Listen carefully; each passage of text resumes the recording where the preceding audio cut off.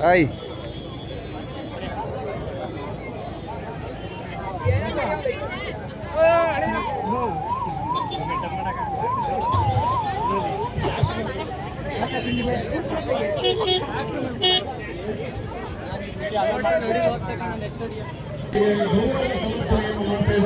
ನಮ್ಮ ಬೆಂಗಳೂರಿನ ಗ್ರಾಮಸಭೆ ಹಾಗೂ ಕಲ್ಲೇಶ್ವರ ಟ್ರಸ್ಟ್ ಎಲ್ಲ ಸದಸ್ಯರು ಬಹುಶಃ ಮಹಾರಾಜರನ್ನ ನೋಡ್ತಕ್ಕಂಥ ಭಾಗ್ಯ ಇಲ್ಲಿ ನೆರೆದಿರ್ತಕ್ಕಂತಹ ಎಲ್ಲ ಭಕ್ತಾದಿಗಳಿಗೂ ಕೂಡ ಅವಕಾಶ ಸಿಕ್ಕಿದೆ.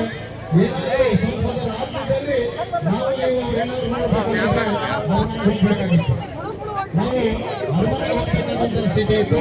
ಆದರೆ ಇದು ನಮ್ಮ ನಿಮ್ಮೆಲ್ಲರ ನೆಚ್ಚಿನ ಜನನಾಯಕರಾಗಿ ನಮ್ಮ ನಿಮ್ಮೆಲ್ಲರ ಪ್ರೀತಿಯ ಸಂಸದರಾಗಿ ಮೈಸೂರು ಕೊಡಗು ಕ್ಷೇತ್ರದ ಅಭಿವೃದ್ಧಿಯ ಅಧಿಕಾರಿಗಳಾಗಿ ಇಂದು ಈ ಕ್ಷೇತ್ರಕ್ಕೆ ಆಗಮಿಸಿರ್ತಕ್ಕಂಥ ಶ್ರೀಯುತರಿಗೆ ಸರ್ವ ಭಕ್ತಾದಿಗಳ ಪರವಾಗಿ ಇಲ್ಲಿ ನೆರೆದಿರ್ತಕ್ಕಂಥ ಸುತ್ತಮುತ್ತಲಿನ ಸರ್ವ ಗ್ರಾಮಸ್ಥರ ಪರವಾಗಿ ಸ್ವಾಗತ ಸುಸ್ವಾಗತವನ್ನು ಕೊಡ್ತಾರೆ.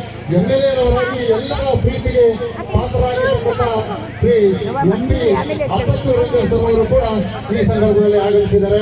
ಇವರಿಗೂ ಕೂಡ ಈ ಸಂದರ್ಭದಲ್ಲಿ ಸರ್ವರ ಪರವಾಗಿ ಸ್ವಾಗತವನ್ನು ಕೋರ್ತಾ ಇದ್ದಾರೆ. ಹಾಗೆಯೇ ಮಂಡಲ ಅಧ್ಯಕ್ಷರಾಗಿರ್ತಕ್ಕಂಥ ಗೌತಮ್ ರವರು ಕೂಡ ಆಗಮಿಸಿದ್ದಾರೆ. ಇವರಿಗೂ ಕೂಡ ನಮ್ಮ ಶ್ರೀ ಕ್ಷೇತ್ರ ಬಾಣಂತಮ್ಮ ಹಾಗೂ ಕುಮಾರಲಿಂಗೇಶ್ವರ ಜಾತ್ರಾ ಸಮಿತಿಯವರ ಪರವಾಗಿ ಸ್ವಾಗತ. ದರ್ಶನ್ ಜಯಪುರ್ ಅವರು ಕೂಡ ತಾಲೂಕು ಪ್ರಧಾನ ಕಾರ್ಯದರ್ಶಿಗಳು, ಇವರು ಕೂಡ ವೇದಿಕೆಗೆ ಆಗಮಿಸಬೇಕು ಅಂತ ನಾನು ಈ ಸಂದರ್ಭದಲ್ಲಿ ಎಲ್ಲರೂ ಕೂಡ ಸಾವಧಾನದಿಂದ ಸಹಕರಿಸಬೇಕು. ಇಲ್ಲಿ ನಿಂತಿರ್ತಕ್ಕಂಥ ಪ್ರತಿಯೊಬ್ಬರಿಗೂ ಕೂಡ ಪ್ರಸಾದ ವಿನಿಯೋಗ ಇರ್ತದೆ. ತಾವು ದಯಮಾಡಿ ಸರತಿಯ ಸಾಲಿನಲ್ಲಿ ನಿಂತು ಪ್ರಸಾದವನ್ನ ಸ್ವೀಕರಿಸಬೇಕು. ಹಾಗೇನೆ ದಯಮಾಡಿ ಸ್ವಲ್ಪ ಹಾಗೇನೆ ನಮ್ಮ ಸ್ವಲ್ಪ ನೋಡಿ, ದಯಮಾಡಿ ಭಕ್ತಾದಿಗಳು ನೀವೆಲ್ಲ ಇಲ್ಲಿ ನೆರೆದಿರ್ತಕ್ಕಂಥ ಎಲ್ಲ ಸಾರ್ವಜನಿಕರು ಸಹಕಾರ ನೀಡಬೇಕು. ನಿಮ್ಮನ್ನು ಉದ್ದೇಶಿಸಿ ಸನ್ಮಾನ್ಯ ಸಂಸದರು ನಿಮ್ಮನ್ನು ಉದ್ದೇಶಿಸಿ ಮಾತನಾಡ್ತಾರೆ. ನಿಮ್ ಜೊತೆ ಭಾಗಿದಾರರಾಗಿಲಿಕ್ಕೆ ಅವರು ಬಹಳ ದೂರದಿಂದ ಆಗಮಿಸಿದ್ದಾರೆ. ನಿಮಗೆ ಪ್ರೀತಿಪೂರ್ವಕವಾದಂತಹ ಸ್ವಾಗತವನ್ನು ನೀಡುವುದರೊಂದಿಗೆ ಈ ಒಂದು ಸಂದರ್ಭದಲ್ಲಿ ನಮ್ಮನ್ನು ಉದ್ದೇಶಿಸಿ ಒಂದೆರಡು ಮಾತನಾಡಬೇಕು ಅಂತ ನಾನು ಈ ಸಂದರ್ಭದಲ್ಲಿ ಕೋರ್ತಾ ಇದ್ದೇನೆ ಸರ್.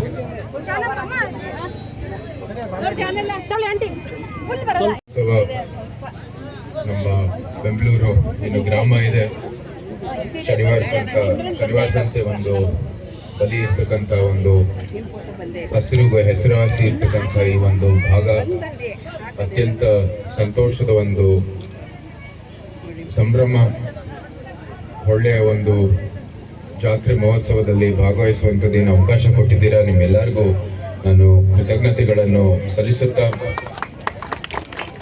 ಜಾತ್ರಾ ಮಹೋತ್ಸವದ ಒಂದು ಶುಭಾಶಯಗಳನ್ನು ಸಲ್ಲಿಸುತ್ತಾ ಈಗಾಗಲೇ ನಮ್ಮ ಶಾಂತಹಳ್ಳಿಯಲ್ಲೂ ಕೂಡ ಈ ಒಂದು ಕುಮಾರಲಿಂಗೇಶ್ವರ ಸ್ವಾಮಿಯ ಜಾತ್ರೆಯಲ್ಲಿ ಭಾಗಿಯಾಗಿ ನಂತರ ತಮ್ಮದು ಒಂದು ಜಾತ್ರೆಯಲ್ಲಿ ಭಾಗವಹಿಸುವಂಥದ್ದು ಇವತ್ತು ಕಾರ್ಯಕ್ರಮ ಇತ್ತು.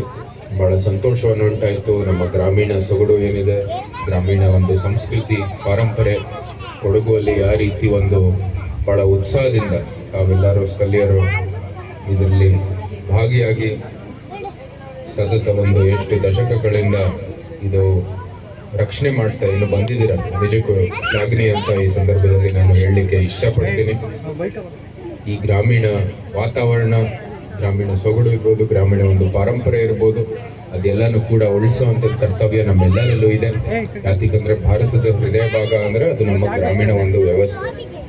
ಅದಕ್ಕೆ ತಕ್ಕ ಒಂದು ಹೋರಾಟ ಮಾಡೋದಕ್ಕೆ ಇವತ್ತು ಎಲ್ಲರೂ ಸಿದ್ಧವಾಗಿದ್ದೀವಿ, ಬದ್ಧವಾಗಿದ್ದೀವಿ. ಮತ್ತೆ ನಂತರ ಈ ಒಂದು ಗ್ರಾಮೀಣ ವಾತಾವರಣ ಉಳಿಸೋ ಜೊತೆಗೆ ಆಧುನಿಕ ಕಾಲದ ಸೌಲಭ್ಯಗಳು ಅಭಿವೃದ್ಧಿನೂ ಕೂಡ ಮಾಡುವಂಥದ್ದು ಗುರಿ ಇಟ್ಟಿರ್ತಕ್ಕಂಥದ್ದು ಕೇಂದ್ರ ಸರ್ಕಾರದ.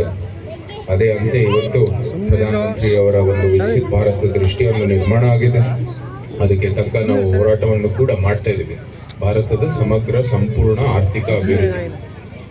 ಆರ್ಥಿಕ ಅಭಿವೃದ್ಧಿಯಲ್ಲಿ ಏನು ನಮ್ಮ ಗ್ರಾಮೀಣ ಒಂದು ವಾತಾವರಣ ಇದೆ, ಗ್ರಾಮೀಣ ಒಂದು ಸಂಸ್ಕೃತಿ ಇದೆ, ಅದನ್ನ ಉಳಿಸೋ ಮೂಲಕನೇ ಈ ಒಂದು ಆರ್ಥಿಕ ಅಭಿವೃದ್ಧಿ ಮಾಡೋದಕ್ಕೆ ನಾವು ಮುಂದುವರಿತಾ ಇದ್ದೀವಿ.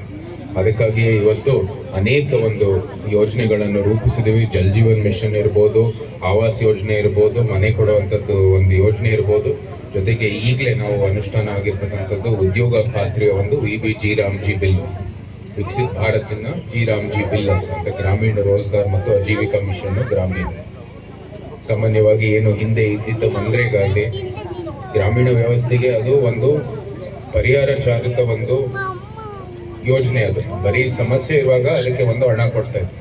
ಆದರೆ ಈಗ ಶಾಶ್ವತವಾಗಿ ಇಲ್ಲಿ ಒಂದು ವ್ಯವಸ್ಥೆ ಬರಬೇಕು ಅಂತ ಆ ದೃಷ್ಟಿಯಲ್ಲಿ ಈ ಒಂದು ಒಳ್ಳೆ ಕಾಯ್ದೆಯನ್ನು ನಾವು ತಂದಿದ್ದೀವಿ. ಈಗ ಒಳ್ಳೆ ಕೌಶಲ್ಯಗಳು ಕೊಡೋ ದೃಷ್ಟಿಯಲ್ಲಿ, ಶಾಶ್ವತವಾದಂತಹ ಸಂಪತ್ತನ್ನು ಸೃಷ್ಟಿ ಮಾಡೋ ದೃಷ್ಟಿಯಲ್ಲಿ, ಮತ್ತೆ ಗ್ರಾಮೀಣ ಒಂದು ವಾತಾವರಣ ರಾಷ್ಟ್ರೀಯ ಒಂದು ಆಕಾಂಕ್ಷೆ ಜೊತೆಗೆ ಹೊಂದಾಣಿಕೆ ಇರುವಂತ ಗುರಿಯನ್ನು ನಮ್ಮ ಗ್ರಾಮೀಣ ಭಾಗದಲ್ಲಿ ಒಂದು ಪ್ರೇರಣೆ ಕೊಡೋ ದೃಷ್ಟಿಯಲ್ಲಿ ಈ ಒಂದು ಒಳ್ಳೆ ಆಕ್ಟ್ ಅನ್ನು ತಂದಿದ್ದೀವಿ.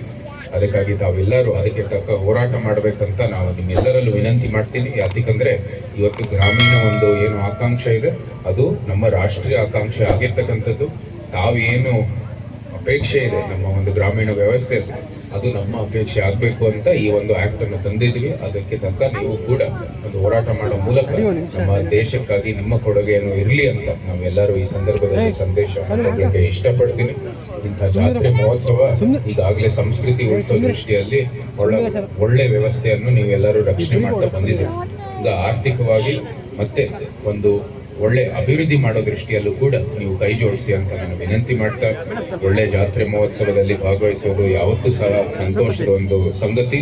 ಆದರೆ ಈಗಾಗಲೇ ಪರಮ ಪೂಜ್ಯರು ಬಂದಿದ್ದಾರೆ, ಅವ್ರಿಗೂ ಕೂಡ ನಮ್ಮ ಗೌರವವನ್ನು ಸಲ್ಲಿಸುತ್ತಾ ನಮ್ಮ ಗ್ರಾಮೀಣ ಒಂದು ವಾತಾವರಣ, ನಮ್ಮ ಭಾರತೀಯ ಪರಂಪರೆ, ನಮ್ಮ ಇದು ಏನೋ ಇಲ್ಲಿ ಗ್ರಾಮೀಣ ಸೊಗಡುವನ್ನು ನಮಗೆ ನೋಡುವಂಥದ್ದು ಏನು ಅವಕಾಶ ಇದೆ ಅದನ್ನ ಉಳಿಸುವಂಥದ್ದು ಕೆಲಸ ಮಾಡೋಣ. ನಮ್ಮ ಮುಂಬರೋ ಪೀಳಿಗೆಗೆ ಈ ಗ್ರಾಮೀಣ ವ್ಯವಸ್ಥೆಯನ್ನು ಒಳ್ಳೆ ಸಮರ್ಪಕವಾಗಿ ಅದನ್ನ ಉಳಿಸೋ ದೃಷ್ಟಿಯಲ್ಲಿ ಅವ್ರಿಗೂ ಕೂಡ ಕೊಡೋಣ ಅಂತ ಈ ಸಂದರ್ಭದಲ್ಲಿ ಹೇಳ್ತಾ, ಬಹಳ ಸಂತೋಷವಾಯಿತು ತಮ್ಮ ಗ್ರಾಮಕ್ಕೆ ಇವತ್ತು ಭೇಟಿ ನೀಡಿ ಇವತ್ತು ಒಳ್ಳೆ ಕಾರ್ಯಕ್ರಮದಲ್ಲಿ ಭಾಗವಹಿಸುವಂಥದ್ದೇನು ಒಳ್ಳೆ ವ್ಯವಸ್ಥೆ ಆಗಿರ್ತಕ್ಕಂಥದ್ದು, ಒಳ್ಳೆ ಕಾರ್ಯಕ್ರಮ ಆಗಿರ್ತಕ್ಕಂಥದ್ದು. ತಾವೆಲ್ಲರೂ ಇಷ್ಟೊಂದು ಉತ್ಸಾಹದಿಂದ ಬಂದು ಇಲ್ಲಿ ಕಾರ್ಯಕ್ರಮದಲ್ಲಿ ಭಾಗಿಯಾಗಿರ್ತಕ್ಕಂಥದ್ದು ಕೂಡ ನಮಗೆ ಸಂತೋಷವನ್ನು ಉಂಟಾಗಿದೆ. ನಮ್ಮೆಲ್ಲರಿಗೂ ಶುಭಾಶಯಗಳು. ಬಾಣಂತಮ್ಮ ಮತ್ತೆ ನಮ್ಮ ಏನು ಕುಮಾರಲಿಂಗೇಶ್ವರ ಸ್ವಾಮಿ ನಿಮ್ಮೆಲ್ಲರಿಗೂ ಒಳ್ಳೆ ಆರೋಗ್ಯ, ಅಭಿವೃದ್ಧಿ, ಸಮೃದ್ಧಿ, ಆನಂದವನ್ನು ದಯಪಾಲಿಸಲಿ ಎಂದು ಪ್ರಾರ್ಥನೆ ಮಾಡ್ತಾ, ಈ ಒಂದು ಕಾರ್ಯಕ್ರಮಕ್ಕೆ ನಮ್ಮ ಎಲ್ಲ ಸಂಘಟಕರಿಗೂ ಕೂಡ ಬಹಳ ಪರಿಶ್ರಮ ಮಾಡಿ ಕಾರ್ಯಕ್ರಮವನ್ನು ಯಶಸ್ವಿ ಮಾಡಿದ್ದಾರೆ. ಒಂದು ಜಾತ್ರಾ ಮಹೋತ್ಸವ ಅದನ್ನ ಏರ್ಪಡಿಸೋದು ಏನು ಸಣ್ಣ ವಿಚಾರ ಅಲ್ಲ. ಇಡೀ ರಾಜ್ಯದಲ್ಲಿ ಬೇರೆ ಬೇರೆ ಕಡೆ ನಡೀತಾ ಇದೆ. ಎಲ್ಲ ಯಶಸ್ವಿಯಾಗಿ ನಡೆಯುವಂಥದ್ದು ಏನು ಗುರಿ ಇದೆ ಸಂಘಟಕರಲ್ಲಿ, ಅದು ನಿಜಕ್ಕೂ ಒಂದು ಒಳ್ಳೆ ಉಪಕ್ರಮ ಅಂತ ನಾನು ಭಾವಿಸ್ತೀನಿ. ಅವ್ರಿಗೂ ಕೂಡ ನಿಮ್ಮೆಲ್ಲರ ಪರವಾಗಿ ನಾನು ಶುಭಾಶಯಗಳನ್ನು ಸಲ್ಲಿಸುತ್ತಾ ಈ ಸಂದರ್ಭದಲ್ಲಿ ಎಲ್ಲರಿಗೂ ಕೂಡ ಒಳ್ಳೇದಾಗಲಿ ಅಂತ ಮತ್ತೊಮ್ಮೆ ಪ್ರಾರ್ಥನೆ ಮಾಡ್ತಾ, ಜೈ ಭಾರತ್ ಮಾತೆ, ಜೈ ಹಿಂದ್. ಬಹುಶಃ ದೇಶದ ಉದ್ಧಾರ, ಗ್ರಾಮಗಳ ಉದ್ಧಾರ ಆದಾಗ ದೇಶ ಉದ್ಧಾರ ಆಗ್ತದೆ. ಇಂತಹ ಸಂಪ್ರದಾಯಗಳು, ಸಂಸ್ಕೃತಿ ಏನಾದರೂ ಸೊಗಡು ಏನಾದ್ರು ಇದ್ರೆ ಅದು ಗ್ರಾಮೀಣ ಪ್ರದೇಶದಲ್ಲಿ ಗೌರವ ಸಮರ್ಪಣೆಯನ್ನು ಮಾಡಲಿದ್ದಾರೆ ನಿಮ್ಮೆಲ್ಲರ ಪ್ರೀತಿಯ ಕಲ್ಲೇಶ್ವರ ಯುವಕ ಸಂಘದ ಕಲ್ಲೇಶ್ವರ ಟ್ರಸ್ಟ್ನ ಎಲ್ಲ ಪದಾಧಿಕಾರಿಗಳು ಈ ಸಂದರ್ಭದಲ್ಲಿ ಮಣಿಮಾಲೆಯನ್ನ ಶಾಲನ್ನು ಹಾಕುವುದರೊಂದಿಗೆ ನೆನಪಿನ ಕಾಣಿಕೆಯನ್ನು ನೀಡುವುದರೊಂದಿಗೆ ಗೌರವ ಸಮರ್ಪಣೆಯನ್ನ ಮಾಡ್ತಾ ಇದ್ದಾರೆ. ಗೌರವವನ್ನ ಸ್ವೀಕಾರ ಮಾಡ್ತಾ ಇರತಕ್ಕಂತಹ ಸನ್ಮಾನ್ಯ ಸಂಸದರಿಗೆ, ಅದರಲ್ಲೂ ವಿಶೇಷವಾಗಿ ಇಂದು ನಮ್ಮ ಈ ಕ್ಷೇತ್ರಕ್ಕೆ ತಮ್ಮ ಪಾದದಿಂದ ನಮ್ಮ ಈ ಕ್ಷೇತ್ರ ಪಾವನವಾಗಿದೆ ಎಂಬ